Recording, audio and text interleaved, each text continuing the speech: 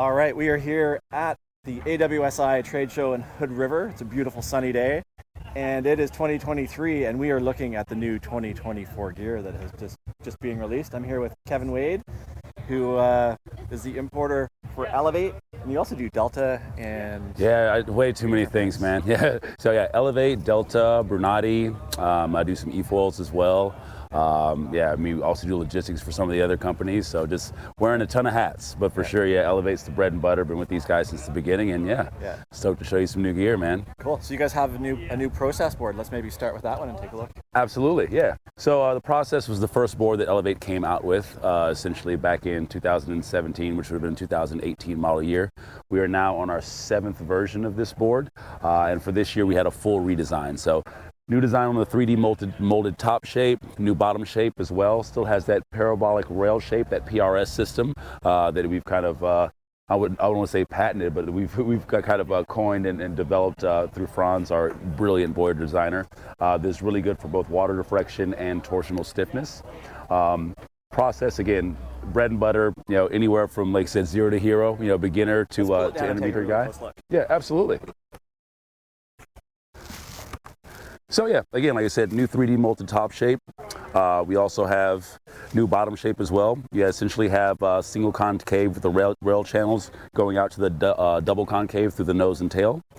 This here comes in a variation of sizes, anywhere from 135 all the way up to 149 in the Process C+, which is a board that I'm super excited about. We were talking about that a little while ago. I mean, I think it was kind of lost in the market, you know, the big boy performance board. You know, a lot of guys have to choose between, you know, having a board that may be a little bit undersized for them, or ending up with something that's, you know, more of a package-oriented or beginner-friendly board. This has a full 3D molded top shape. It's a full carbon top layer, and it comes in a 149 by 45. So you'll notice the distinct difference between these two. Same graphics, same family, same mold, but you'll see that this one here, though it has a carbon fiber stringer, it's not full carbon. The Process C+, you get that gloss finish, a little bit higher end on the aesthetic, but you also get that full carbon top shape. So again, the Process C+ comes all the way up in the 149 by 45, and we have these boards all the way down into the 132 size range. So 5 sizes for the Process C+, 4 for the Process regular. Same mold, but again, covering all of those ranges from beginner to, again, big boy performance. So would there be a size chart online for guys to figure out, based on their size, which board they should get? Or yeah, absolutely. Some of our retailers do. I don't think necessarily we have a direct size chart on the Eleveight website, but some of our retailers do. I would say anyone that's 220 plus would really enjoy the performance of this. This also can double with a light wind as a light wind board, especially if you pair it with our Revo handle. I think we showed that last year. We still have it back here for the 2024 model year, and it flattens this board out, gives you a little more stiffness. So definitely can be a jack of all trades. But again, if you're looking for performance and you're above that 220, 230 size range, you're gonna get a lot of playfulness, a lot of performance. Same thing you'll get with the higher end in the smaller sizes. But again, great for big guys.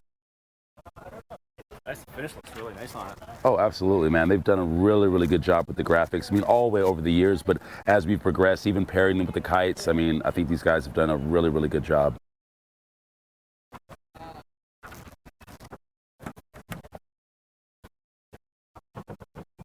So which board in the lineup do you personally ride right now? Well, I do a couple. Actually, it's kind of good segue. Always a good segue, man. I do ride the Master when I ride straps, and then when I ride boots, I ride the Commander. So just like the Process and the Process C+, again, trying to cover all ranges for each genre, we also have that in the Master. So this is going to be the Master 142. I typically ride the 139 in the C+, which is this exact board right here. And again, same principle between the regular and the C+. You're going to have a full carbon top sheet on this one. This one here is going to have carbon fiber stringers, but it also has that wood core. You know, so honestly, some people prefer it. You know, it depends on the flex pattern, what you want to do. I do prefer the full carbon because I like the kind of responsiveness, the way it kind of snaps off the water. It's a bit more aggressive.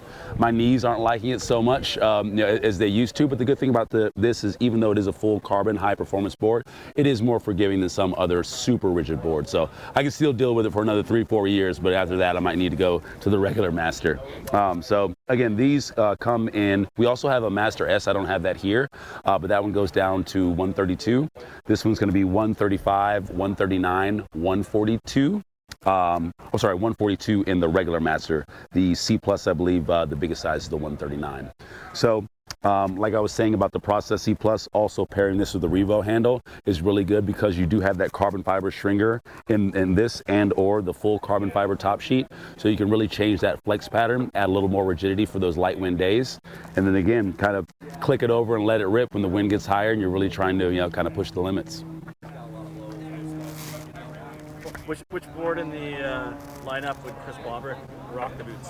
So that's going to be the Commander. I'll show you that one next. That's the one I rock with the boots. Not quite as hard as Chris Bobrick, but yeah, that's going to be our dedicated boot board. Arthur Gilbert, our world champion, world-class athlete. He also has his AG Pro, which is I would consider the C Plus version of the Commander.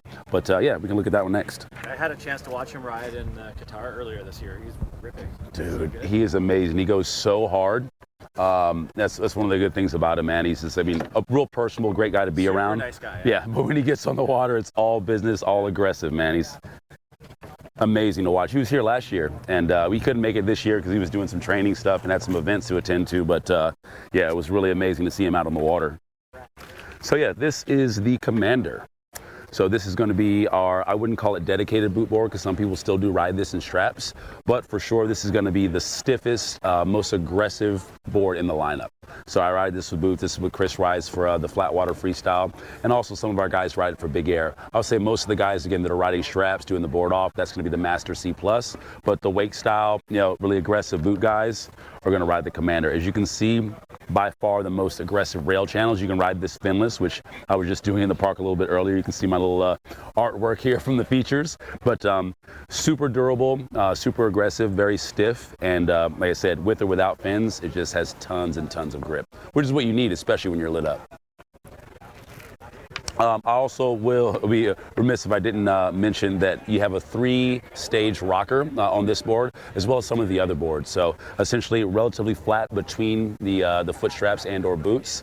Then it kicks up one stage right here at the feet, and then it kicks up again at the nose and tail. So that gives you kind of the best in both worlds. Even though this does have somewhat of an aggressive rocker line, that 3-stage rocker does still make it very efficient. I'm always very surprised about how well I can ride this upwind, even when it gets a little bit lighter. But it still does give you that kind of, again, best of both worlds, because you do have the rocker to kind of save your knees a little bit. Again, that's something I'm always thinking about. Yeah, so 3-stage rocker definitely helps. And then again, the aggressive outline and the channels, again, all business, all aggressive, all out.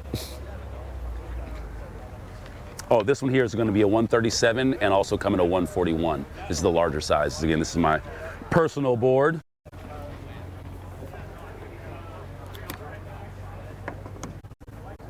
And you guys have a new bar that just released? Yeah, absolutely. Yeah, let's go check it out. Come to the shade here. So this is the new CS Auto. One of the things that our customers have, told us time and time again, it's one of the things that people are doing a lot more in the industry is the auto swivel. So we have this, essentially the rectangular center line. It does have the integrated safety in it as well. We have an upgraded ball bearing swivel, which kind of helps with that auto swivel process. Still the same V2 of the Quickmatic quick release, that whole push to click that I would like to think that we were on the forefront of. Now most people have adopted it in their systems. Same V2 from last year, again with that upgraded swivel, rectangular center line, integrated safety, gives you that auto swivel. Super simple, all of the adjustments, you still have the adjustments in the rear line. It is a fixed bar, so it comes in 2 different sizes. But again, essentially all the features you need, but a very clean appearance and just a really great bar. Yeah, it looks really nice. Yeah. This is a little bit worn in. This one's been ridden for probably the better part of 18 months. This is one of the test bars. Yeah, our shipment ended up coming 2 days after I left, so I didn't have a nice new shiny one for you. But it's nice to see, though. I mean, after all that testing, it still looks pretty good. So, really stoked on it.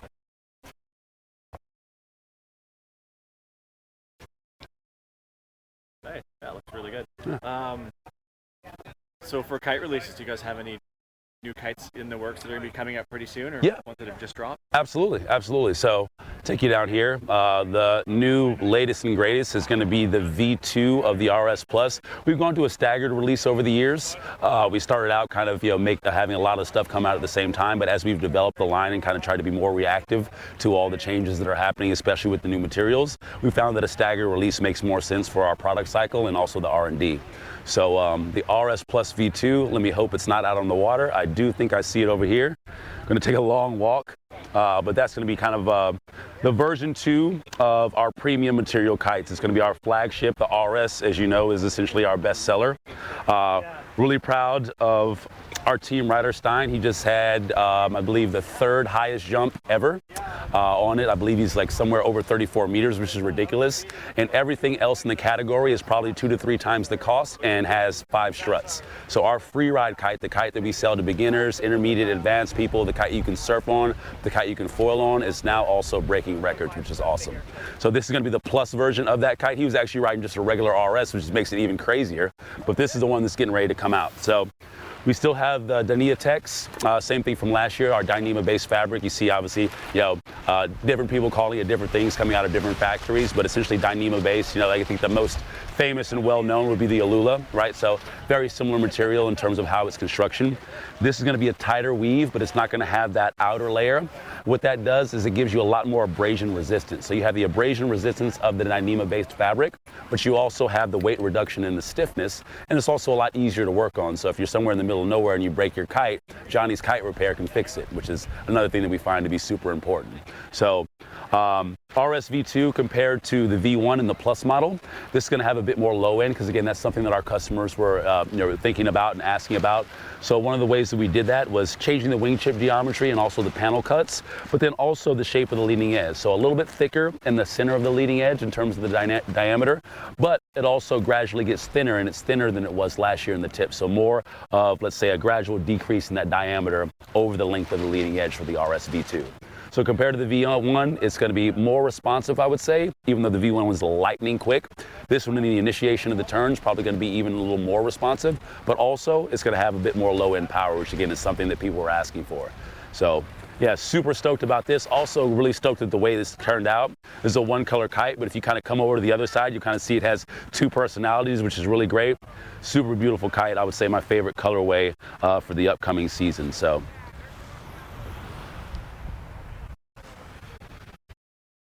Yeah, it looks really sharp. Yeah, absolutely. Another thing, just to touch on materials as well. So we're using, I believe, 3 different types of materials throughout the line. Just trying to go, and we've tested everything. All the new cutting edge materials we've tested with every product in the line. Peter's very meticulous about that, trying to make sure that he doesn't just do something for price point or for gimmick's sake. He wants to make sure that it's going to add to the performance of the kite.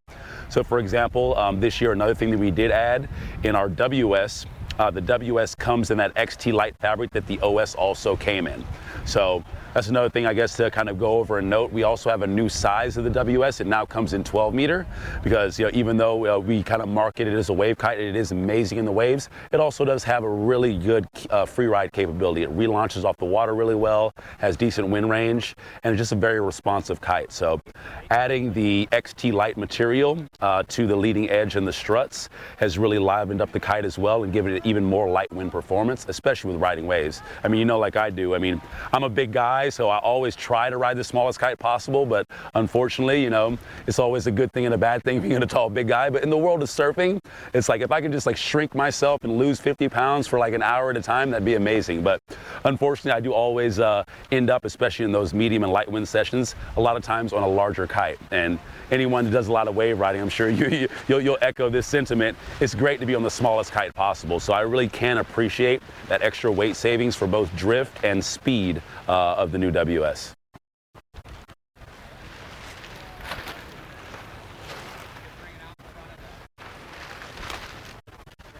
So where does most of the weight savings in the kite come from? So again, the XT light material that we're using this year, the same material that we were using in the OS, is compared to our regular XT material that we use across the line. So that's going to give some weight savings. And then also, Peter's always playing with the geometry of the trailing edge, trying to reduce the weight any way we can while also maintaining structural integrity, because that's what's going to keep the kite flying forward, right? And that's what you want. Obviously, you don't want the kite to overfly, but you want it to drift. When that power shuts off and you're going down the line, you want to make sure that that kite's floating with you all the time.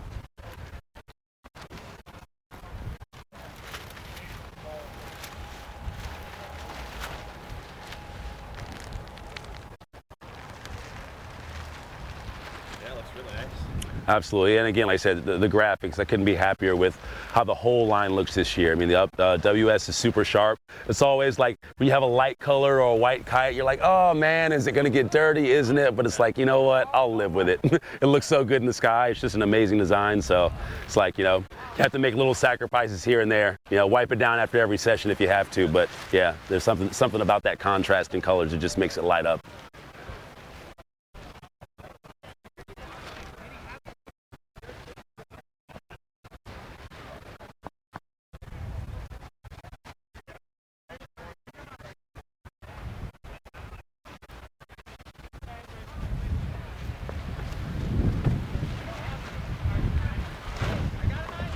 Maybe I'll get a shot of you with the kites in the background. Sure. I'll edit to it. Yeah.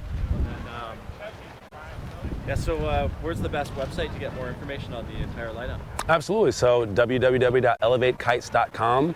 Obviously, all of our great retailers, ambassadors, kind of same spiel I always say at the end of the video. We have such a good network. People that can't wait to tell you more about the kites. We have demo guys, we've got ambassadors, again, people at all levels that are just spreading the stoke all over. But yes, eleveightkitesarfing.com for sure has all the information you need, and again, the retailers do as well. Yeah. You guys have I met a guy last night that's doing like a dedicated demo tour for you. Yeah, absolutely. So that's Edgar. He's been around. He also handles some of our social media for the U.S. Pages. But yeah, he's been going out in the van for I guess about 2 years now. I mean, like it's my van, but it's kind of his at this point, I feel, because he's just in it way more than I am. But yeah, he's been a great asset to the team. He's been driving around. He's always posting his location. So if you go to eleveightusa.com or even the main Eleveight Instagram page, you kind of see where he's been, where he's going. And he even has people that'll message him and be like, hey man, I got this little spot along the way. He'll stop, he'll take the time out, always videoing people's sessions and their, their reactions when they come off the water, which is super important. So, and all those reactions are genuine. None of those people have been paid to do anything. They come off the water and they're stoked, and that's what we like to see. Yeah, that's super. Well, thanks, Kevin. Yeah, thank you, man. Always a pleasure, buddy.